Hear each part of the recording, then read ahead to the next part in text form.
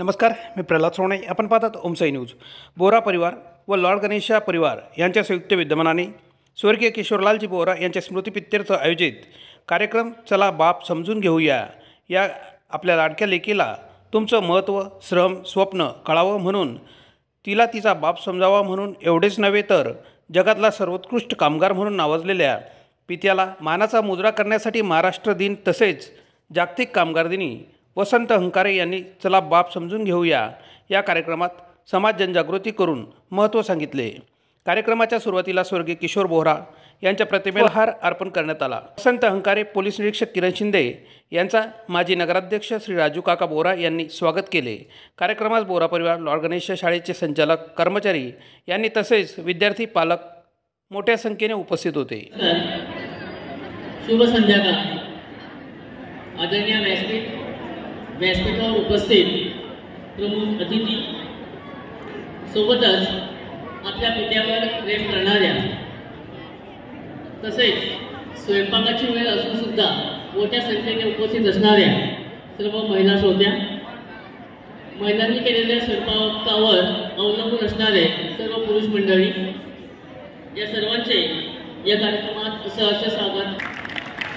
श्रोते हो, आज दिनांक 1 मे 2024 आज आमच्या बोहरा परिवारातील स्वर्गीय श्री किशोरजी बोहरा यांच्या प्रतिमा पूजन व माल्यार्पणासाठी मी आजचे प्रमुख पाहुणे, प्रमुख अतिथी श्री वसंतजी हंकारे साहेब, सोबतच श्री किरण शिंदे साहेब यांना मी आमंत्रित करतो.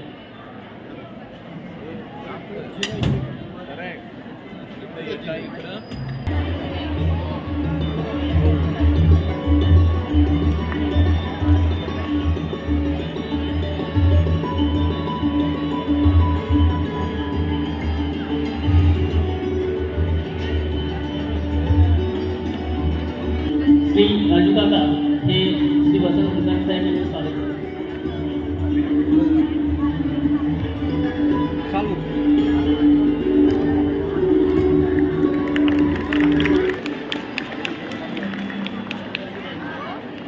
प्रत्येक स्वयंपाकघरापर्यंत नाळ जोडलेला परिवार, सामाजिक बांधिलकी नेहमी निभवणारा, तो करोनाचा काळ असो, ओझरचं चक्रीवादळ असो, या अगोदरही या परिवाराने स्वर्गीय सिंधुताई सपकाळ, इंदुरीकर महाराज यांचे कार्यक्रम घेऊन सामाजिक प्रबोधनाचं कार्य केलेलं आहे.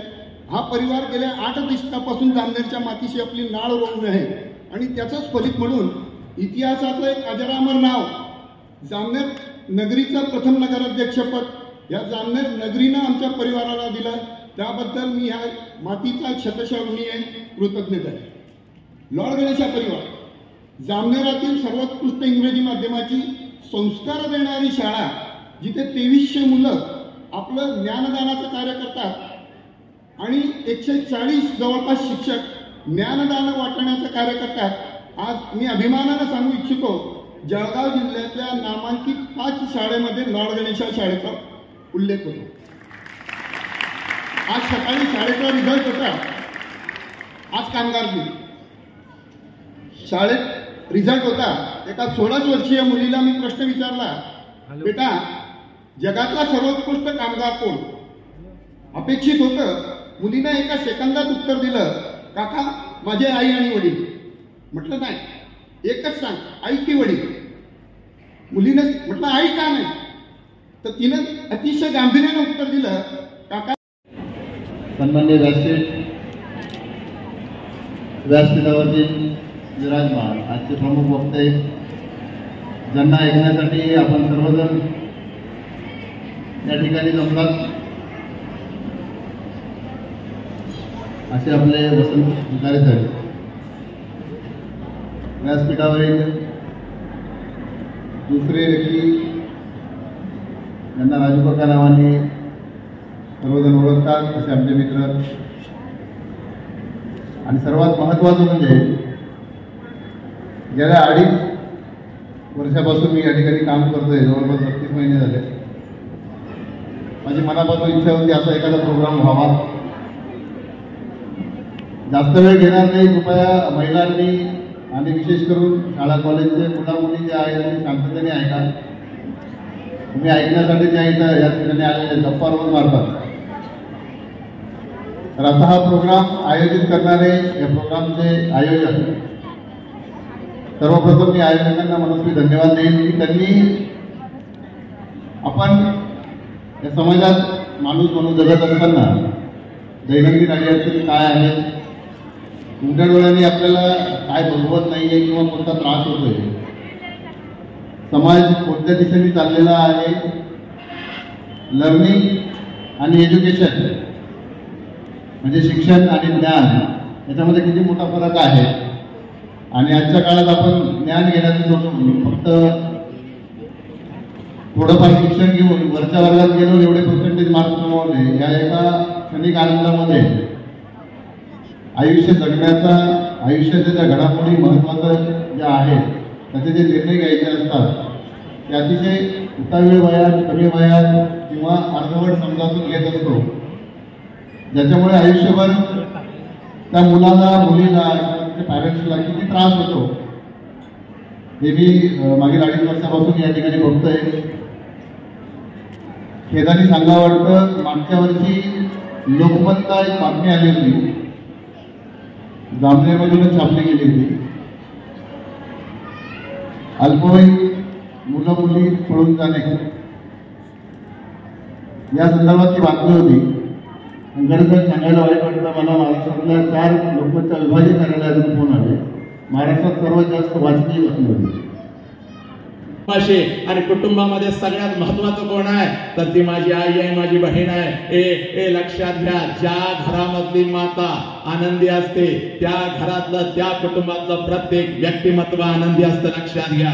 आणि ज्या घरातले प्रत्येक व्यक्ती आनंदी असते ते कुटुंब अगदी सुखी असतं. आणि जर प्रत्येक कुटुंब सुखी झालं तर लक्षात घ्या प्रत्येक गाव आणि प्रत्येक शहर आनंदी होईल आणि मग माझं राष्ट्र आनंदी होईल. म्हणजे माते, तुझ्या हातामध्ये फक्त तुझ्या घराची दोरी आणि चूल आणि मूल याची दोरी तुझ्या हातात नाही तर अखंड राष्ट्राची दोरी माते तुझ्या हातामध्ये, लक्षात घे. म्हणून तुझ्या चेहऱ्यावर तेज पाहिजे. आज आलं हसायला हसायचं, तुला व्यक्त व्हायला येत नाही, रोज रोज तुला असं बाहेर येता येत नाही. लक्षात घे, तू रोज घुसमट आतमध्येच तुझी साठवून ठेवलेली आहे. आलं का लक्षात? नवऱ्याने काय बोललं, घे आतमध्ये साठव. सासून काय बोललं, आतमध्ये साठव. दीर आला बोलला, आतमध्ये साठव. मुलं ऐकत नाहीत, सगळ्या घुसमटी आतमध्ये आहेत, त्याला आज जागा करून द्यायची. आलं हसायला ना तर चोरून असं हसायचं नाही, फुसुक करून असं हसायचं नाही. दात काढून ख्या ख्या ख्या हसायचं. किडलेली दात शेजारीला दिसली तरी चालत्या, तू जोरात हसायचं. हसता हसता टाळी द्यायची, पडली तरी चालते ती. तू फक्त हसताना मांडीवचं पोरग तेवढं आदळायचं नाही खाली. मागच्या कार्यक्रमात येऊन माता एवढी हसायला लागली, 2 वर्षाचं पोरगच आदळलं त्यानं करून. आलं का लक्षात? आणि तुम्ही लेकरांची काळजी करायची नाही. ही पोरं कशी गप्प बसवली, मी कशी गप्प बसवली? तुम्हाला घरात गप्प बसतात का? बसतात का? अजिबात बसत नाही. कशी तू अशी अशी अशी अशी कशी अशी त्रागा करून असं पिसळती तू. 7-7:30ला तुझा स्वयंपाक सुरू झाला की कार्ट बरोबर आलं बघ, तुझ्या आडवा आलं बघ. आणि तुला नुसता स्वयंपाक असतो का? इकडं स्वयंपाक आणि तिकडं मालिका पण बघायची असते, नाहीतर मालिकाचा भाग चुकला की पुढचं कनेक्शन लागत नाही. इकडं स्वयंपाक, तिकडं मालिका, इकडं व्हॉट्सअपवर मेसेज मैत्रिणींना पाठवायचा असं 3 काम एका वेळेला तू करतीस बाई. आणि आता मालिका तर काय गोड. सर, मला आज आपल्याला जामनेरला बोहरा परिवाराने या ठिकाणी आमंत्रित केलेलं होतं आणि चला बाप समजून घेऊया या विषयावर आपलं व्याख्यान आणि आपण दिलेलं आहे. या ठिकाणी बऱ्याच महिला होत्या, मुली होत्या. तरी जामनेर तालुक्यातील 3 वर्षातील 206च्या जवळपास संख्या आहे की ज्या महिला या ठिकाणून पलायन केलेलं आहे त्यांनी. तशाच विवाहित महिलांमध्ये येत्या काही महिन्यामध्ये 9 महिलांची संख्या आहे. आपण काय सांगाल याविषयी? नाही, हेच तर आपल्याला सगळं म्हणजे हा जामनेरचा तर प्रश्न आहेच, पण अखंड महाराष्ट्र देशातला हा प्रश्न आहे. आणि आजपर्यंत आपण मुलींच्यावरती फोकस केलं होतं, पण कुठं तर काही 1-2% म्हणजे लहान लेकरांना सोडून मातांचं निघून जाण्याचं प्रमाण हे कुठंतरी आणि समाजात त्याला थोडीशी वाचा फोडली पाहिजे. आणि आज त्यासाठीच सरांनी मला गेली 2-3 महिने अगोदर माझी तारीख घेतली होती.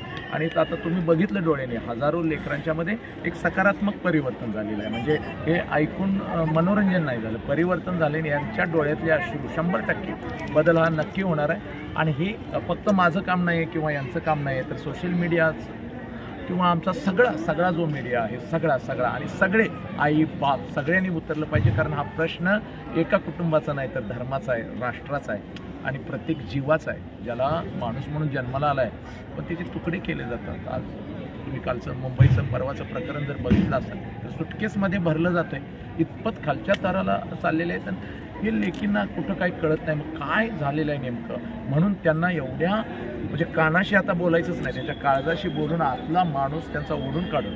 आणि हे काम या जामनेरमध्ये अतिशय उत्तम पद्धतीनं मग त्यांनी माईंना बोलवलं होतं, अपर्णाताई आले असतील किंवा आमचे इंदुरीकर महाराज आले असतील. आणि आज इथे आज बघितलं तुम्ही 2,000-3,000 हजार लोक होतील. बदल नक्की आहे आणि बदल हा होणारच आहे, 100% होणार आहे. अशी माणसं जोपर्यंत आहेत या समाजात बदल होणार 100% चांगला सकारात्मक. जे पालक आहेत जे सोशल मीडियामध्ये जो वापर केला जातोय मोबाईलचा, त्यांना काही संदेश देऊ इच्छिता आपण? 100% पालकांनी सुद्धा आपण सोशल मीडियाचा कसा वापर करतोय याच्यावरती प्रचंड नियंत्रण पाहिजे, प्रचंड पालकांचं नियंत्रण पाहिजे. आणि त्यानंतर घरामध्ये सोशल मीडिया कशा पद्धतीनं वापरला जातोय. खरं तर हे शस्त्र आहे. जसं एखादी आपण हत्यार वापरायचं तर त्याला लायसन लागते, बंदूक लगेच लहान लेकरांना देत नाही, तसं हे हत्यार आहे. याचा उपयोग झाला तर ठीक आहे, याचा जर गैरवापर झाला तर अतिशय धोकादायक आहे.